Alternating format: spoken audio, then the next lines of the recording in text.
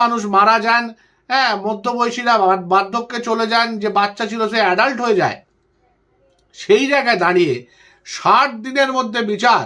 এবং জানি না, আশা করব, আমি মন থেকে খুব চাইবো অন্ততপক্ষে 1-2 বছরের মধ্যে ফাঁসি যদি হয়ে যায় খুব ভালো হয় তাতে। এবং আমি এটাও আশা করব যে হাইকোর্ট, সুপ্রিম কোর্ট এরাও যেন ফাঁসির এই বহাল রাখে। কিন্তু আমার এখানে প্রশ্ন, হাইকোর্ট, সুপ্রিম কোর্ট যেন এই জায়গাগুলো খতিয়ে দেখে।